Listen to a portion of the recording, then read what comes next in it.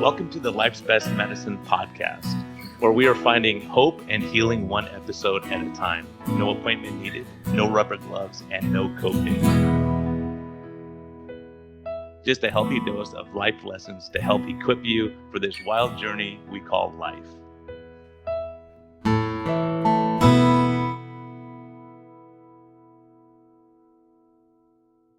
Hey everyone, this is a friendly reminder that we are here for entertainment purposes only.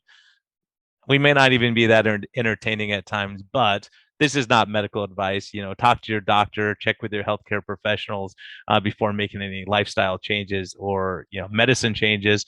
What we're talking about is our clinical experience and what we've seen. And so, if you really want our advice, you can consult us. You can actually consult me as a doctor, or you can consult my guest and get all your questions answered. But we can't give free medical advice because we can't pay our bills with that, but we can help to educate you a bit and allow you to think a little bit. And always reach out to your medical professional before making any lifestyle changes. Thank you. Hello, everyone. We've survived the year so far, and we've probably got past April Fool's Day without any big jokes played on us, hopefully. But hey, I just wanted to thank my sponsors, take a minute to thank them for bringing this content, for allowing us to do what we do, and to keep us rolling here and allowing us to pay our editors and our sound guy and all that kind of fun stuff. So Keto Mojo, thank you so much. They are my go-to for checking ketones and double checking my continuous glucose monitors.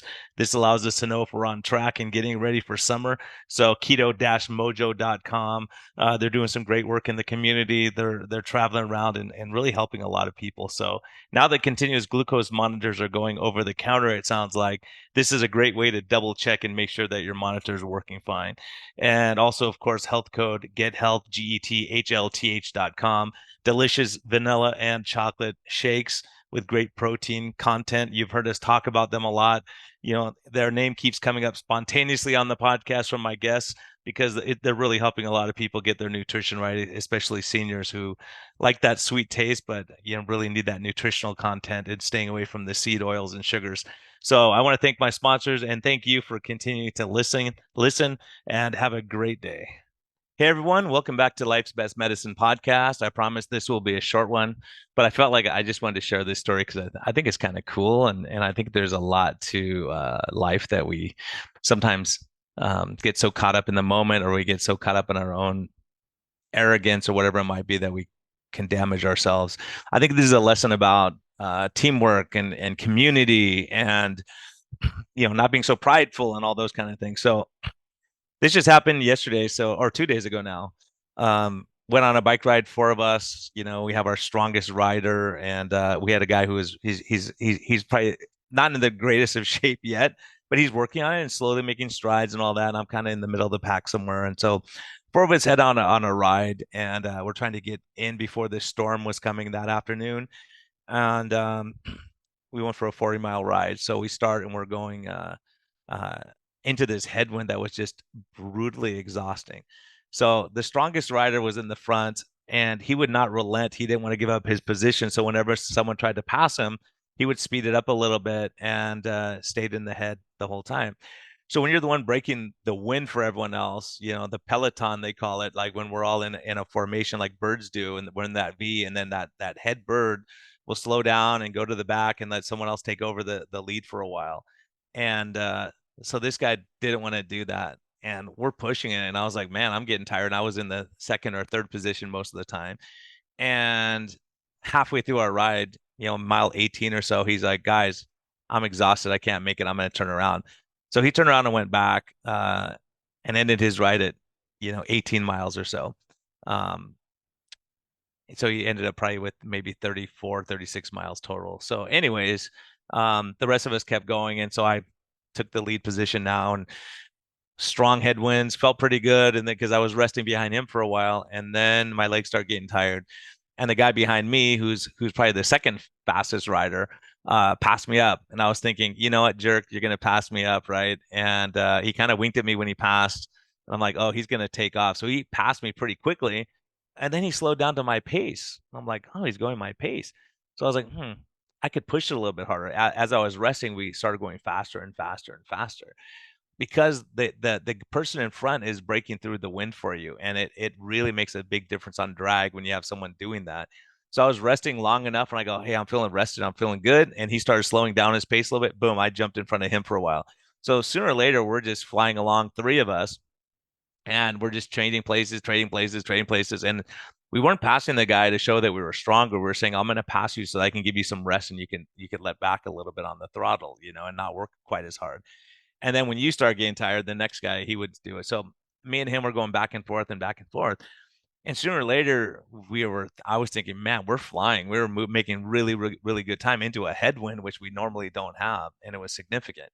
And I look back, and our third guy was not in sight at all, because what happened to him, and this is a lesson, is he couldn't keep up. And as he dropped farther and farther back, all of our hard work wasn't helping him anymore because he was too far back to get the benefit of what we were doing. And then I thought, oh man, the guy who was breaking the wind for us way up front for that whole 18 miles to start, he made our journey a lot easier, but he was slowing us down because he couldn't maintain that speed forever, right, on his own. So as two of us were passing each other, we got into a rhythm that was awesome. And we were going faster than we ever had into a headwind when we normally don't have it. So we realized the other guy was way behind. So we said, let's pull over and wait for him. So we waited a few minutes. And I'm like, we would make record time if we kept going, right? He goes, yeah, I know. But, so anyways, we wait for the other guy and we go, hey, and he goes, hey, guys, sorry, my legs are burnt. I'm tired, having a struggle today. This wind is pretty tough. I haven't been in this situation before. And we go, you know what? We're not in a hurry. We got time. I didn't have to be anywhere, and my other buddy didn't have to be anywhere. So we said, we'll just take it easy. So we were going at his pace, right? And he was behind us. So we said, look, just follow us the whole time and we'll make it a little bit easier. And so, uh, we started going a little bit faster and a little bit faster. We kept checking on him. He was right with us, and we went a little bit faster and a little bit faster. And sooner or later, we were back up to our original speed, and he was right on us. And if he slowed down a little bit, we would slow down a little bit. So we're going and going, and then the two of us are switching off. I'm thinking I'm getting pretty tired, and he was getting tired. I could tell based on our pace was starting to slow down.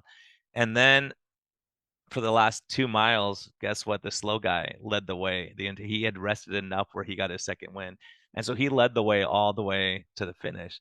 And it was cool. We probably could have passed him a little bit on the way, but we will let him do it. But his confidence went up. So if we left him in the dust, then his confidence would have been up, and so we would have got a fast time without him getting to enjoy that. So the three of us who finished the race, it wasn't a race, but we were our ride, we had coffee, we laughed, we had a good time, and we had this sense of community. And all of us said, "Man, you were strong today. You were strong. You were strong. I couldn't have done it without you. I couldn't." And so you start realizing, yeah, we can't do it without each other.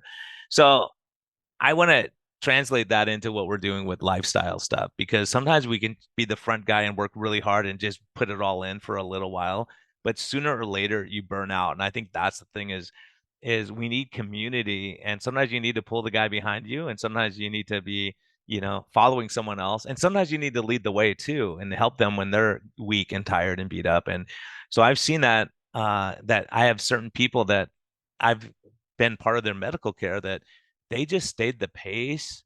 They reached back, they admitted when they were struggling, when they're having a hard time and they can't keep up, and then other people would slow down and help them, and you don't leave them behind. And so I think that's a huge lesson. And sometimes pride can get in our way, where we just try to go into that headwind forever. And it also made me think of people like Professor Noakes and Gary Fetke. They took the headwinds in medicine until they could prove what they were doing was correct. And the rest of us would never be able to keep up with them unless they were standing strong in the storm. And figuratively in life, we go through those storms. So it's like, are you going to get halfway through the storm and stop, or are you going to keep going? And sometimes it's your friend that may not be as smart or as tough as you, that ends up pulling through at the end, and you can all kind of celebrate together. So I hope there's a lesson about the importance of community. So many people, I've talked to, that were ready to give up, and then someone in our Zoom group says, "Oh my gosh, you look great. Oh my gosh, your skin looks fantastic," and they keep going. Or someone says, "Oh, you don't want to go to the gym that day," but someone says, "Oh my gosh, I can see you're getting stronger," and then you end up going to the gym that day. But we all need that positive encouragement. We don't need people telling us like, "You're too slow, get out of the way." We don't need people to say, "You'll never make it to the end without me." But be able to reach back to that person behind you, and then being able to uh enjoy or benefit from the hard work of the person in front of you. It just stink, but you have to stay up with the pack because as soon as you fall behind, you're doing it all on your own. And when you're in the front the whole time, you're doing it all on your own. But there's a power of all of us being together and helping each other. And the other thing I want to share too along this line is it really impacted me. I saw a new patient, and by the world standard, he has everything. He has a lot of money. He has a lot of people that he employs, but he's got a ton of responsibility. And he says to me, I have 3 Corvettes sitting in my garage. I have a helicopter. I've got this. I have all these things. And everyone looks at me and says I should be so happy, but I'm not. And so we started talking and kind of going through like what his expectations are. And part of it is like, I want to grow this organization. I started from, a couple million a year to $30 million. And he's so driven that he's in that headwind the whole time. And so sometimes you have to sit back and go, I can't be running into the headwind. I need people to help me along the way. I need people and maybe slow down a little bit when you need to, and say, okay, let me just enjoy the moment, enjoy the scenery, and enjoy the coast. And I'll tell you, when we were on that ride too, it was like we were laughing, having a good time, talking, and just really enjoying the moment. And when we finished, our time was so fast that none of us believed it. One of the guys said, "Hey, you know what our timing was?" And we were going 4 or 5 miles an hour faster than we typically do with no headwind because we worked together. And when there was no headwind, we didn't have to work together because we could just keep riding, and you weren't exhausted. So, anyways, I hope these are the lessons. And getting back to this guy who's a multimillionaire who's not happy, I asked him if he's ever been to the third world, and he said, "Yeah, they make me crazy." I said, "Why is that?" He said, "They have nothing, but they're happy. They have no shoes, and they're happy when they get some rice or whatever it is, and they enjoy life, and they're laughing, and they have community." And so I think this is a lesson. If you want to look it up, you can second guess me on this. Roseto, Pennsylvania, where they had the longest longevity, and they ate pasta and they drank beers and they smoked and they didn't exercise as much as other places, but they were living longer with less heart attacks. And what they had was community. Like the grandparents helped with they lived in the same house with their kids and their grandkids, and they watched the grandkids, and the parents could go out to dinner or go on vacation, do things, and the neighbors watch out for each other because they were Italian immigrants, and after World War II, they weren't very popular. But what they did is they all watch out for each other, and 85% of people were in social groups. So those social groups help to help you with getting your energy up, boosting you up when you're struggling, when you get tired and think you can't go anymore. Someone else will take the headwind for you for a little while and help out. So this is a lesson from cycling, and I hope this applies. I hope this speaks to some people. Don't try to be the leader all the time when you need someone else to step up. And plus, when they can take that headwind for a while, those last couple miles, man, that really builds their confidence and makes them realize that they're contributing and that they're helping out their friends. So I like this lesson. So enjoy your day. Be kind to yourself, be kind to others, and I hope this speaks to you in some way. Thank you.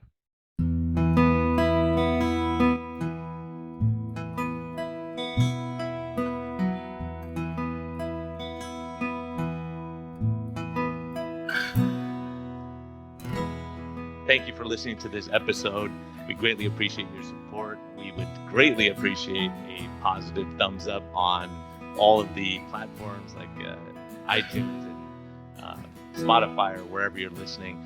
And we just thank you for our Patreon supporters. We greatly appreciate your help in getting this message out. We think there's a lot of important information. And hopefully this helps you. Have a great day, and thank you for listening, and thank you for your support.